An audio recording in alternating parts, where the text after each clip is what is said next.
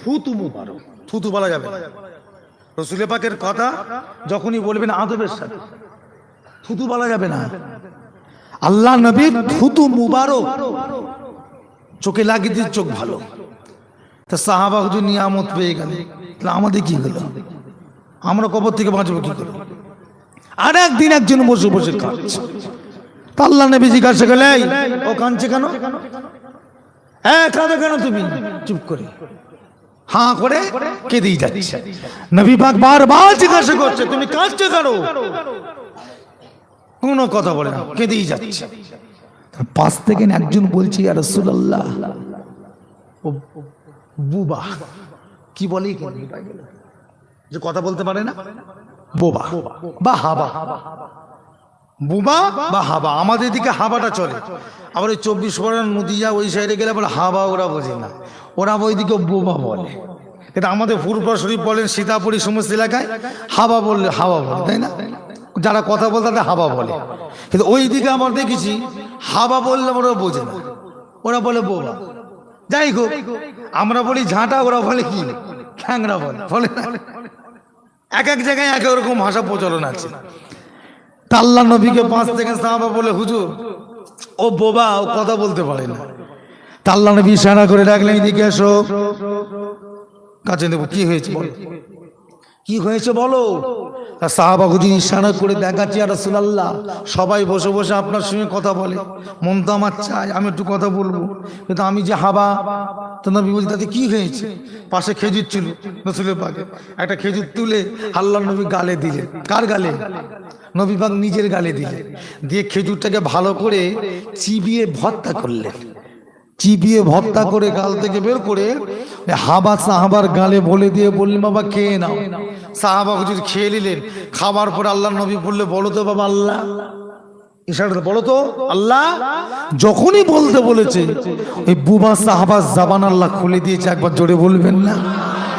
কি খাওয়ালে? খেজুর। খেজুরের মধ্যে কি আছে? এই খেজুরের মধ্যে কি আছে? লালা মুবারক, থুতু মুবারক। আল্লাহ নবী থুতু মুবারকটা আমাদের জন্য কি গো? শেফা, মানে ঔষধ, তাই না? ওষুধের মতো কাজ হলো তো। বুবা কথা ফুটে গেছে। আমরা কবর থেকে বাঁচবো কি করে? তারা ছিলেন নবীর কাছে, সব নিয়ে নিয়েছে। তা আমরা কি বাদ? হ্যাঁ, কথা বলবেন তো। আল্লাহ নবী হিজরতে যায়, সঙ্গেতে হযরতে আবু বকর। সারা রাত হাঁটার পরে হাঁটার মতো আর ক্ষমতা নাই। আল্লাহ নবীকে আবু বকর বললেন, হুজুর আর হাঁটা যাবে না, সকাল হয়ে যাবে। সকাল হয়ে গেলে ওরা আমাদেরকে দেখে ফেলবে। হুজুর চলুন যাই, যে কোনো একটা জায়গায় লুকিয়ে পড়ে। আল্লাহ নবীকে আবু বকর সঙ্গে করে নিয়ে একটা পাহাড়ের গর্তের মধ্যে লুকিয়ে পড়লেন। সকাল হয়ে গিয়েছে, নবী আমার বসে আছে, আবু বকর বসে আছে। আবু বকর বলে, হুজুর সারা রাত হাঁটার পরে অনেক আপনার কষ্ট হয়েছে, আমার কোলে দিয়ে আপনি মাথা দিয়ে শুয়ে পড়ে। আমি আবু বকর, আমি একটু হেলান দিয়ে, পাথরে হেলান দিয়ে ঘুমাবো, আমি আপনি আমার কোলে মাথা দিয়ে ঘুমান। নবী পাক আবু বকরের কোলের উপরে মাথা দিয়ে শুয়ে পড়লেন। সকাল হয়ে গিয়েছে, আলো ফুটে গিয়েছে। আবু বকর বসে বসে দেখতে পাচ্ছেন এই গর্তের ভিতরে এত ছিদ্র গর্ত, কি করা যাবে যদি গর্তের ভিতরে কোনো পোকামাকড় বেরিয়ে আল্লাহ নবীকে কামড়ে দেয়, আমি আবু বকর কি জবাব দেব?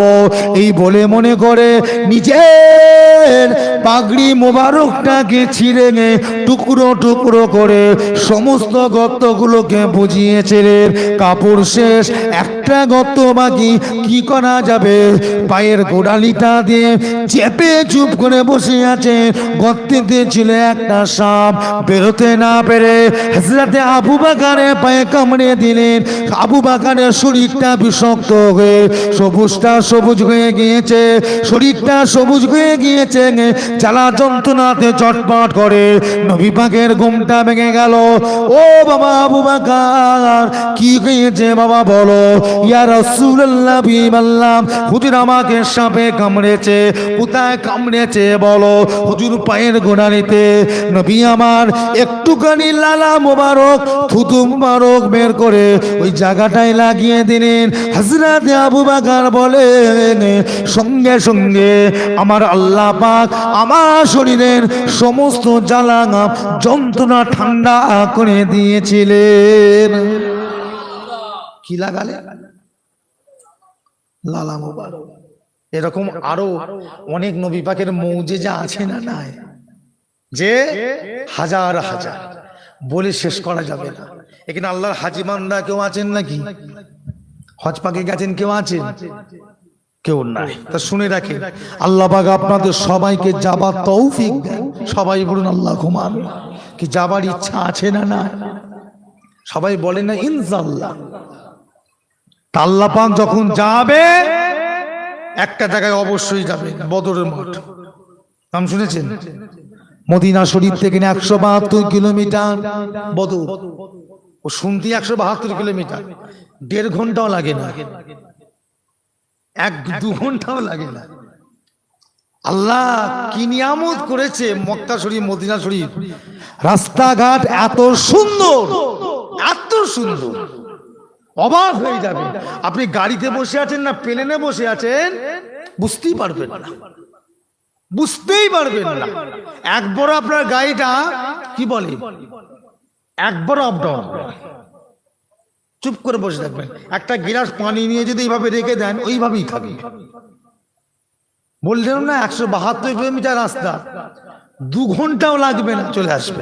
আর আমাদের এখানে 172 কিলোমিটার যেতে গেলে কম করে, যত কমই হোক 5 থেকে 6 ঘন্টা লাগবে। কি লাগবে না? আমরা তো রানিং করে আমরা জানি কত সময় লাগে।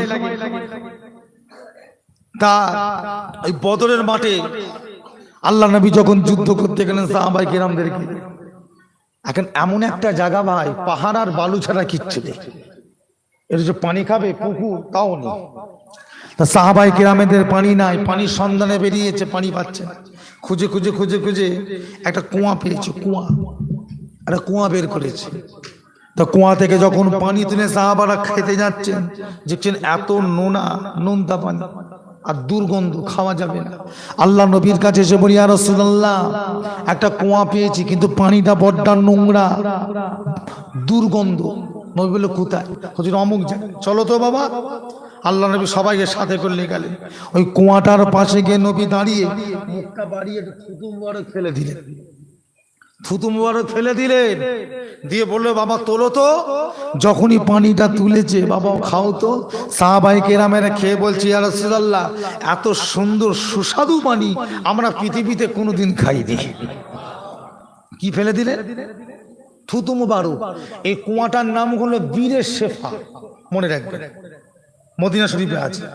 এই কি বলে, বদরের মাঠে বীরে শেফা।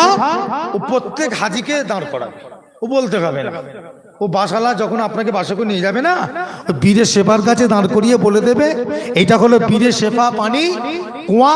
যারা যারা পানি খেতে চান, নিতে চান, তাড়াতাড়ি করে নিন। বুঝতেছেন? আপনাকে বলতে হবে না ভাই দাঁড়াবো, ওইখানে দাঁড়াবে ভাই, ও বলতে হবে না। ও বাসালা দাঁড় করাবে। মানে ওদের যে একটা প্যাকেজ আছে না, ওই প্যাকেজের সঙ্গে ওরা সব করে নেয়। আরো রাস্তায় যেতে যেতে আর একটা কুয়া আছে, যে কুয়াটার নাম হলো বীরে রহা। যে কুয়াতে কিছু কম বেশি আর 30 জন নবী ওই কুয়ার পানি খেয়েছেন, উজু করেছেন। একবার জোরে বলুন না সুবহানাল্লাহ। বীরে রহা একটা কুয়া আছে, বীরে শেফা একটা কুয়া, সব মদিনা শরীফের আশেপাশে। আল্লাহ নবী থুতু মুবারক ফেললেন, পানি কি হলো, সুস্বাদু হয়ে গেল। তো এই যে নবী পাকের নিয়ামত, এই যে আল্লাহ নবীর মুজিজা, ভাই আমরা কি কিছু পাবো না? কথা বলবেন তো? আমরা পাবো না? এবারে চলে আসেন কাবা শরীফ, তওয়াফ করতে হয় না? কবার?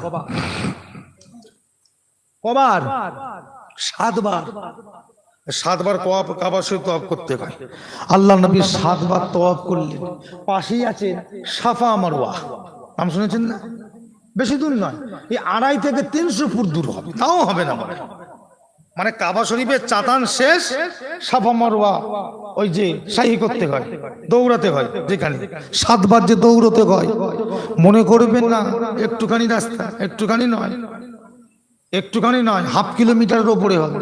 একবার দৌড়ে যাবেন হাফ কিলোমিটারের ওপর, আর একবার দৌড়ে আসবেন হাফ কিলোমিটারের ওপর। এইরকম করে আপনাকে 7 বার করতে হবে। মা হাজিরা যেখানে দৌড়েছিলেন ইসমাইল নবীর পানির জন্য, মনে নেই? তারপর তো আবে জমজমের কুয়া হলো, পা ঠুকলেন এসে, আগে কি করলেন? পানি পাচ্ছে না, বাচ্চা মরে যাচ্ছে। তখন মা হাজেরা মাটিতে পা মারলেন, গুড়ালি মারলেন, মারতে গুড়ালি জমিন পেটে ফিচকিরিতে পানি বেরোচ্ছে। একবার জোরে বলবেন না? ওই কুয়াটাই তো কি, ওই তো আবে জমজমের কুয়া। তা আমার ভাইরা, তা আল্লাহ নবী কাবা শরীফটাকে তওয়াফ করে যাচ্ছে সাফা মারওয়া। এই যাবার পথের মাঝখানে একটা কুয়া আছে, ওই কুয়াটা আবে জমজম। আল্লাহ নবী যাবার পথে কুয়াটার পাশে দাঁড়িয়ে একজন সাহাবাকে বললেন, বাবা আমাকে তো পিপাসা পেয়েছে, একটু আমাকে পানি দাও। সাহাবা হুজুর কুয়া থেকে পানি তুলে একটা পাত্রে একটু পানি দিয়ে আল্লাহ নবীকে দিলেন। আল্লাহ নবী পানির পাত্রটা ধরেছেন, শুনবেন। পানির পাত্র ধরলেন, দাঁড়ালেন, দাঁড়িয়ে সোজা হয়ে দাঁড়ালেন। কোন দিকে? কাবার দিকে মুখ করলেন, কিবলার দিকে মুখ করে আল্লাহ নবী পানিটা 3 বার খেলেন। এই দিন থেকে আবে জমজমের পানিটা আপনার আমার জন্য দাঁড়িয়ে খাওয়ার সুন্নাত হয়ে গেল। একবার জোরে বলবেন না? ওই পানিটা বসে খাওয়া যাবে না, ওই পানিটা দাঁড়িয়ে খেতে হবে। নবী খেয়েছেন দাঁড়িয়ে 3 বার। আপনাকেও এখানে যদি খান, দাঁড়িয়ে কাবার দিকে মুখ করে খেতে হবে। ওই পানিটা ইচ্ছাকৃত তো বসা যাবে না। যদি কেউ অসুস্থ বিমার উঠতে পারছে না, আলাদা ব্যাপার, কিন্তু ইচ্ছা করে গাজওয়ারি করে বসবো, নবীর সুন্নাতে বেখিলাফ হবে। কথা বুঝেছেন? বসে যাবে না। তা আল্লাহ নবী 3 বার পানিটা খেলেন, সব পানিটা খেতে পারলেন না, কিছু পানি পাত্র রয়ে গেছে। কি করবে? সাহাবাকে দিয়ে, বাবা ধরো তো। সাহাবা হুজুর ধরলেন। আল্লাহ নবী বলে, যাও এই পানিটাকে নিয়ে গিয়ে কুয়ার মধ্যে ঢেলে দাও। সাহাবা হুজুর যে কুয়ায় ঢেলে দিয়েছে। এসে দাঁড়িয়ে দাঁড়িয়ে চিন্তা করছে, আল্লাহ নবী পাখি এঁটো পানি, ঝুটো পানি, ঝুটো একটা গিলাসে যদি আমি পানি খাই, অর্ধেকটা খেয়েছি আর অর্ধেকটা রয়ে গেছে, আমি কি আবার জগে ঢেলে দেবো? তা কি করবো? ফেলে দেবো না? আমি তো ফেলে দেবো। তা আল্লাহ নবী অর্ধেকটা খেয়েছে আর অর্ধেক কি করলেন? কুয়ার মধ্যে ফেলে দিয়েছে। তা সাহাবা হুজুর চিন্তা করছে, আল্লাহ নবী পাকের ইঁটো পানি, ঝুটো পানিটা কুয়ায় ফেললেন কেন? নিশ্চয় এর মধ্যে কিছু আছে। বলি, ইয়া রাসূলুল্লাহ আপনার ঝুটো পানিটা কুয়ায় ফেললেন কেন? আল্লাহ নবী বলে, বাবা একটা কথা মনে রেখো, আমি তো চলে যাব, কিন্তু আমার উম্মতরা কিয়ামত পর্যন্ত আমার কাছে আসবে। কি আসবে না? আমার কাছে আসবে। তাদেরকে বলে দিও, এই আবে জমজমের পানিটা যে খাবে সে যেন মনে করে আমি রাসূলুল্লাহর ইঁটো ঝুটো পানি খাচ্ছি। আর জোরে বলবেন না? ওই জন্য আবে জমজমের পানিকে বলা হয় 1000 বিমার কি শেফা, অর্থাৎ 1000 রোগের ওষুধের মধ্যে আছে। আমার নবী পাকের লালা মুবারকের ওসিলায় যে খাবে, মওত ছাড়া সমস্ত রোগের ওষুধ আল্লাহ রেখেছে। কথা বুঝেছেন? মওত ছাড়া। এবার আপনি বলেন মওতের রোগ কেন হবে, ওষুধ কেন নেই? তাহলে মওত যদি না হয় তো মরবে কবে? আপনি 92, 90, 95 বছর বয়স একজন বুড়ো মারা যাচ্ছে, তাকে যে আবে জমজম পানি খাওয়াচ্ছেন রোগ হয়েছে বলে। কেন? নবী বলেছে এতে ওষুধ আছে। তো 90 বছরে যদি না মরে তো মরবে কবে? কথা বলবেন তো?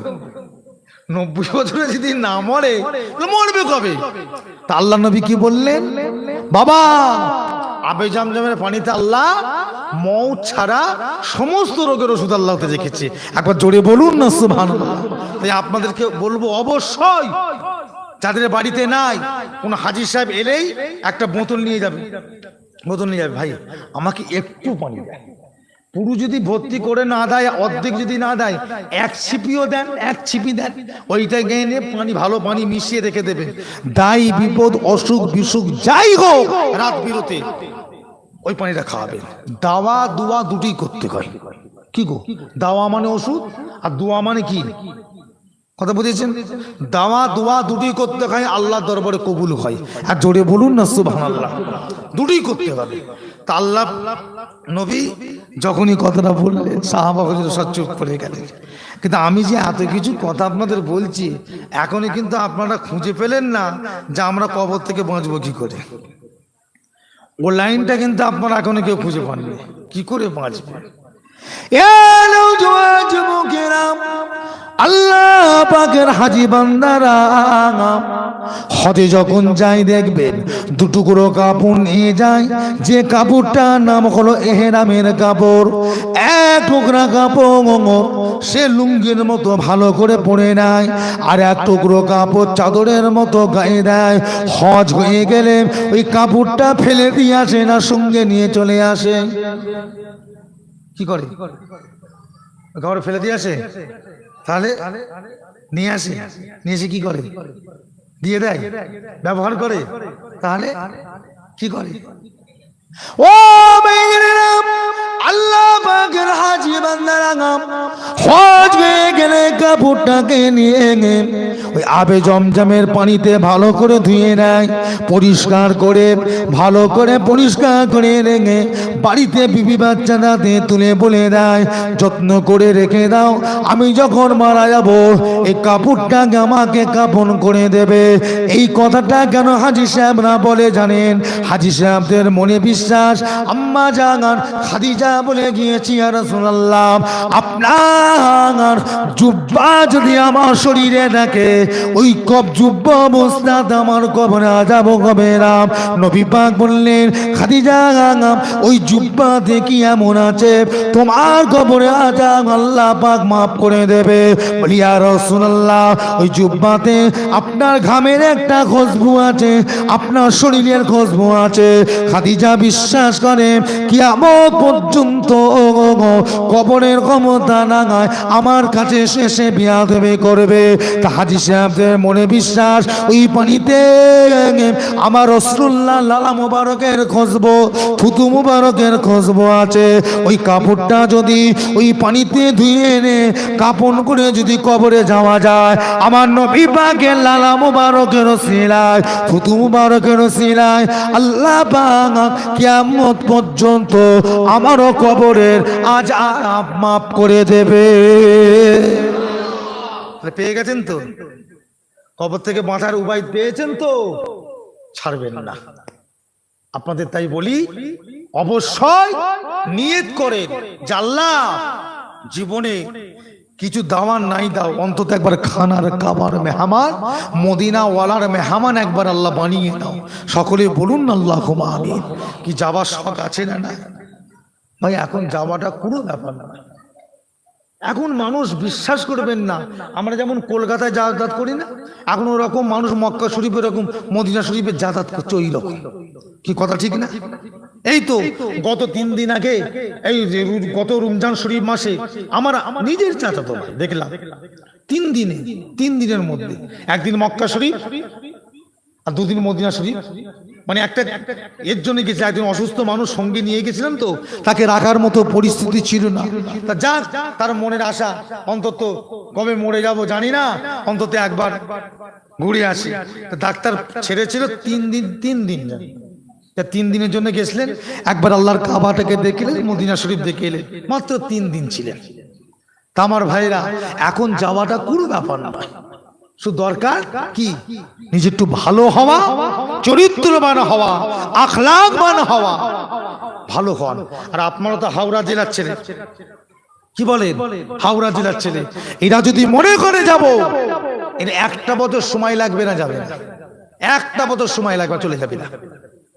আরে বাবা, বড় হজ না পারলো উমরা তো পারবে, কথা বলবেন তো? বড় হজ না পারলো উমরাও পারবে। কি করে পারবে? এরা প্রত্যেক দিন যা বিমল খায়, এরা প্রত্যেক দিন যা ওই প্যাকেট খায়, ওই টাকাটা যদি ওরা জড়ো করে 1 বছর বাদ দেখবেন ওই টাকাটাই কি হয়েছে, ওরা উমরা হজে চলে যেতে পারবে। কি কথা ঠিক না ভুল বলছি? প্রত্যেক দিন 100, 150, 200 টাকা করে খরচা করে, কি করে না? এইভাবে বেকার কিছু কিছু ছেলে দেখবেন মোবাইলে গেম খেলে দিনে 200, 300, 500 করে নষ্ট করে, কি করে না? আল্লাহ মাফ করেন। আল্লাহ আমাদের সকলকে ঈমানের উপরে কায়েম রাখেন। আল্লাহ পাক আমাদের উপরে সকলের উপর খুশি হয়ে যান। সকলে পড়ুন আল্লাহুম্মা আমিন। আর জোরে বলেন আল্লাহুম্মা আমিন। একবার দরুদ শুনিম, আল্লাহুম্মা সাল্লি আলা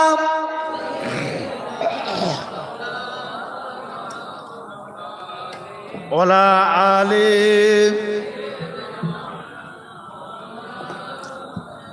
কালমা লা ইলাহা ইল্লাল্লাহ, লা ইলাহা ইল্লাল্লাহ।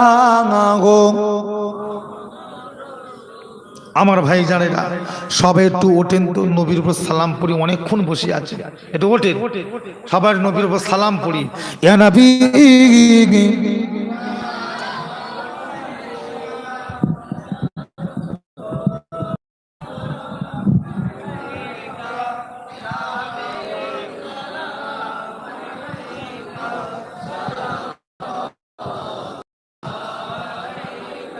যারা আশেপাশে ঘোরাফেরা করছেন ভাই সবাই চলে আসেন, রাত 1:30 বেজে গেছে ভাই, আর ভাই অনেক ঘুরেছে, আসেন ভাই। প্রত্যেকের বাপ দাদুরা, মাই মুরব্বীরা, আব্বা যান, দাদা যান, আম্মা যান, দাদি যান, নানা যান, নানি জানেরা কবরের মধ্যে শুয়ে আছে। আজকে তাদের রুহে মাগফিরাতের জন্য, তাদের জন্য আল্লাহ পাকের কাছে আমরা দোয়া চাইব। কারণ আল্লাহ রসুল বলেছেন, সন্তানদের দোয়া বাপ মায়ের জন্য আল্লাহ কবুল করেন, তাদের কবরের আযাবকে আল্লাহ মাফ করেন। জোরে বলুন না সুবহানাল্লাহ। সন্তান হিসাবে তাদের জন্য দোয়া চাইব। সবাই চলে আসে, সবাই মাহফিলে ঢুকে আসে। তালাল বদরু আলাইনা মিন সানিন ইয়াতিন বিদা আলাইনা মাদা লিল্লাহ হেদাই ইয়া নবী ইয়া রাসূল ইয়া হাবিব সালাম। জিবরাইল দিলেন যে আওয়াজ, খুলে দাও আসমান আনের দোয়ার, এসেছেন নবী ঈদের সারদা করিতে আল্লাহ আরো দিদায়া নবী ইয়া রাসূল ইয়া হাবিব সালাওয়াত। নবীজি আব্বা আব্দুল্লাহ, নবীজি আম্মা আমেনা, নবীজির দুধমা হালিমা, নবীজি রওজা সোনার মদিনা ইয়া নবী ইয়া রাসূল ইয়া হাবিব সালাওয়াতুল্লাহ। সকলে বসেন। মালাগাল উলা বিকামালিহি কাশাবাত দুজা বিজামালি হাসানাত জামিউ সালিহি সাল্লু আলাইহি ওয়া আলিহি আল্লাহুম্মা সাল্লি আলা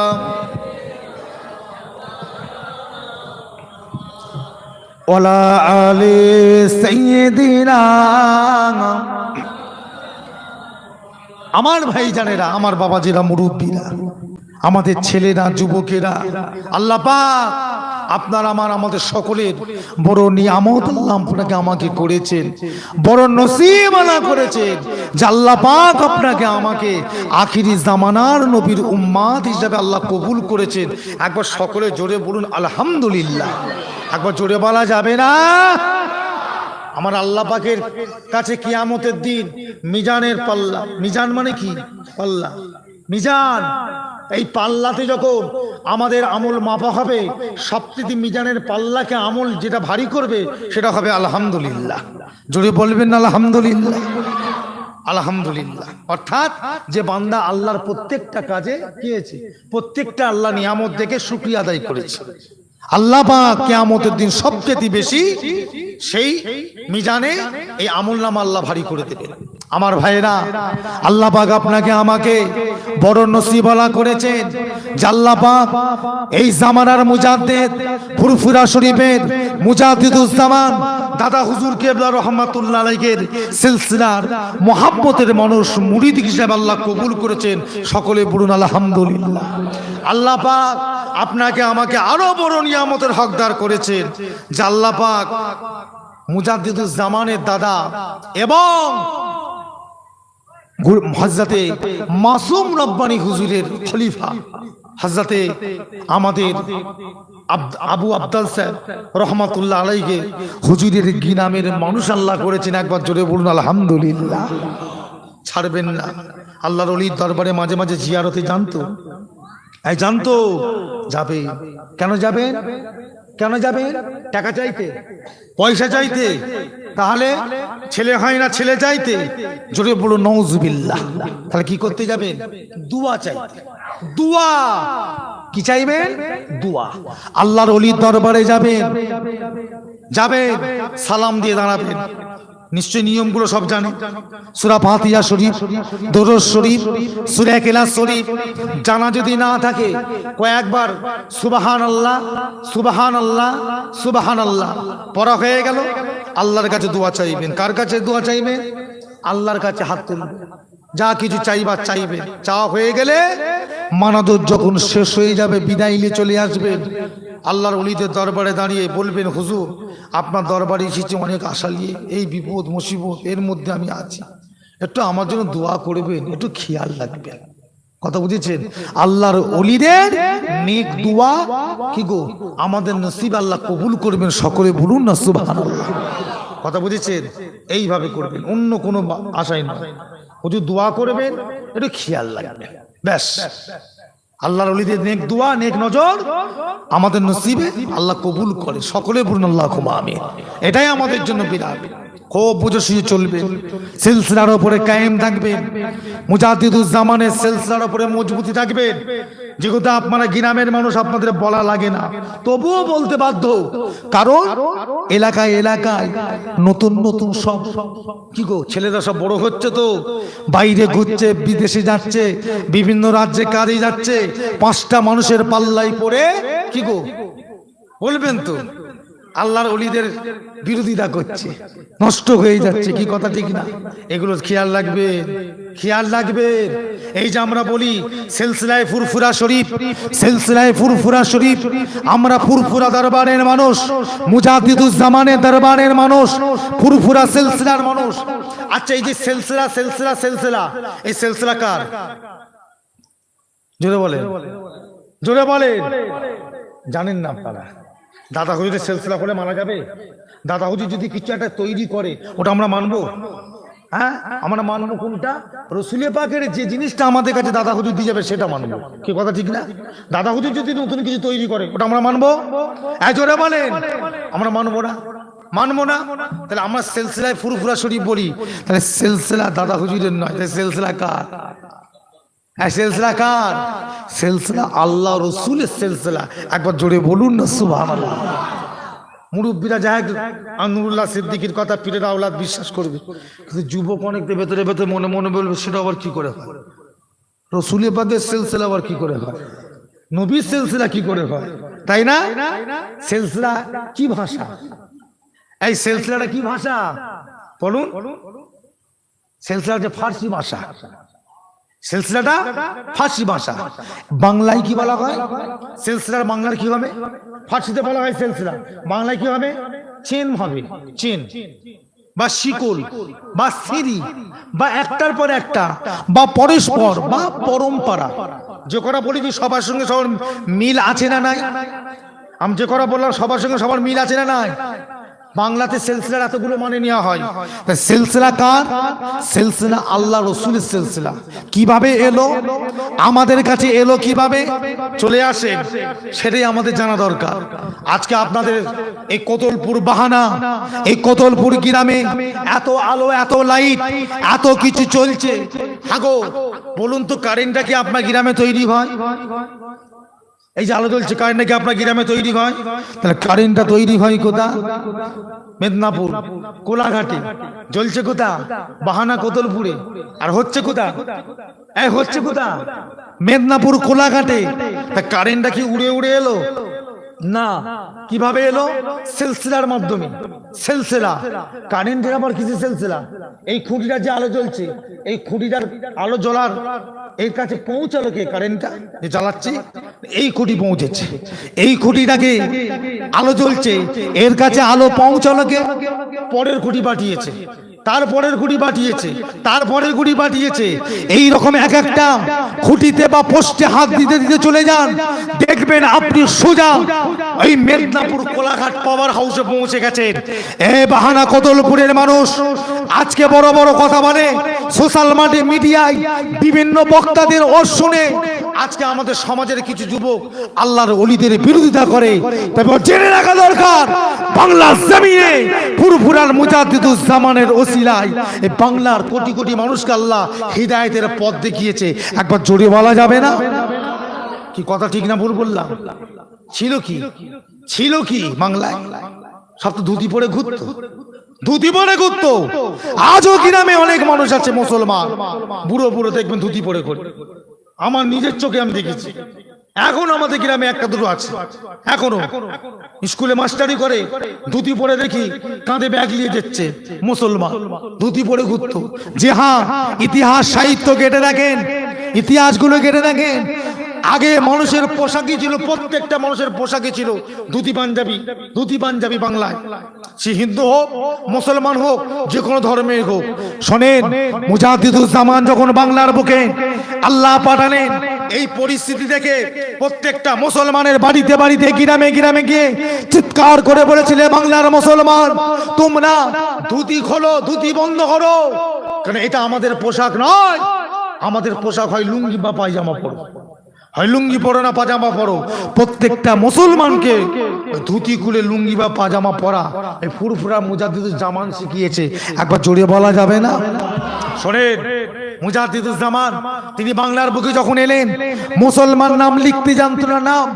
আজও যদি কারোর বাড়িতে পুরাতন দলিল থাকে বা পুরাতন পর্চা থাকে, আপনার দাদা আপনার পরদাদারা কিভাবে নাম লিখে সই করেছে দলিলে দেখে, দেখে যান, একবার দেখে যান, দলিলগুলো বের করুন, দেখেন, দেখবেন আপনার পরদাদা আপনার দাদারা তারা যখন নাম লিখে সই করেছে, দলিলে বিক্রি করেছে বা কিনেছে, তার নাম লিখার আগে সিরি আব্দুর রহমান লিখেছে, সিরি আব্দুর রহিম, সিরি আব্দুল খালেক, সিরি আব্দুল মালিক। মুজাদ্দিদুজ্জামান প্রতিবাদ করে বলেছিল, শোনো মুসলমান, মুসলমান নামের আগে কোনোদিন সিরি হতে পারে না, মুসলমান নামের আগে তোমরা মোহাম্মদ লিখে চালু করো। একবার জোরে বলবেন না? এই বাংলার বুকে সর্বপ্রথম মোহাম্মদ লিখার প্রচলনটা ফুরফুরা মুজাদ্দিদুজ্জামান করেছে। নুরুল্লাহ সিদ্দিকী আজ এই কোতলপুরে গ্রামে জলসায় এসেছে, যে কোনো একটা বাড়িতে আমার মেহমানের আপ্যায়নদারি করে রেখেছেন, যে কোনো একটা বাড়িতে, ওই বাড়িতে আমি যাবার সাথে সাথে কি করবে? আপ্যায়ন করবে না? আপ্যায়নটা কি দিয়ে শুরু করবে? যাবার সাথে সাথে আমাকে ভাত দিয়ে দেবে নাকি? ভাত দিয়ে দেবে? প্রথম মেহমান আপ্যায়ন করতে গেলে প্রথম সিলিমচি দিয়ে হাত ধোয়াতে হয়, দস্তরখান বিছাবি, তাই না? তারপর আস্তে আস্তে এসে কি দেবে? কি দেবে? ঠান্ডা পানি বা শরবত দেবে, তাই না? এবারে আস্তে আস্তে একটার পর একটা নিয়ে আসবে।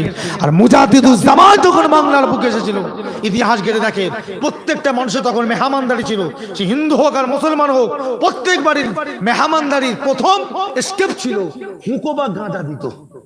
হুঁকো বাবা গাঁজা বা কলকে, এগুলো আজও খুঁজে পাবেন গ্রামে। যদি কারোর মাটির বাড়ি থাকে, দেখবেন তাক আছে না, তাক বা ওই খোলার চালে ওই পাঁচিল শেষে ওর ওপরে দেখবেন বড় বড় কলকে, ওই যে বুড় বুড় করে টানতো পাইপ সমেত দেখবেন জড়ানো রাখা আছে। প্রত্যেকটা বাড়ির মাটির বাড়ি আজও খুঁজলে পাওয়া যেত। মুজাদ্দিদুজ্জামান এসে প্রতিবাদ করে বাংলার মানুষের প্রত্যেকটা বাড়িতে বাড়িতে বন্ধ করেছিলেন। একবার জোরে বলা যাবে না? তাহলে এই যে অন্ধকার থেকে মানুষগুলোকে টেনে টেনে এনে শরিয়াতের ওপর, দিনের ওপরে আল্লাহ মুজাদ্দিদুজ্জামান যে তৈরি করে বাগান গেলেন, এটা কি দাদা হুজুর কি ভুল করেছে? হ্যাঁ জোরে বলে ভুল করেছে। তাহলে মুজাদ্দিদুজ্জামানের ওসিয়াত নসিয়াত, তিনার তরিকা, তিনার সিলসিলা, তিনার কথা, তিনার চলন, তিনার ব্যবহার কি আপনাদের সকলের বিশ্বাস আছে না নাই? জোরে বলেন আছে না নাই? ওর উপরে কায়েম থাকবে, থাকবে। কারণ এখন গ্রামে দেখছি তো, প্রত্যেক গ্রামে আপনারা ধরতে পারবেন না, কিন্তু আল্লাহ পাক আমাদের হিকমত দিয়েছে গো। মানুষের মুখের দিকে তাকালে আমরা বুঝতে পারি, বলতে হবে না, মানুষের মুখের দিকে তাকালে আমরা বুঝতে পারি, তার ব্যবহার, তার চাউনি, তার চলন দেখলে আমরা ধরে ফেলি এই আমার সিলসিলার মধ্যে নয়। আল্লাহ পাক এই ক্ষমতা আমাদের দিয়েছে। আপনাদের গ্রামে বলার কারণ, আমি আসার ওইখান থেকে এইটুকুন হেঁটে এসেছি, আমার নজরে কয়েকটা পড়েছে বলে আমি তাদেরকে একটু বুঝিয়ে দিতে গেলাম যে দেখেন আপনি অন্য একটা দলে গেছেন, ভালো লেগেছে, ঠিক আছে, ঠিক আছে, তা মনে রাখবেন আপনার আব্বা দাদা নানারা কিন্তু মুরব্বীরা যারা চলে গেছেন, তারা কিন্তু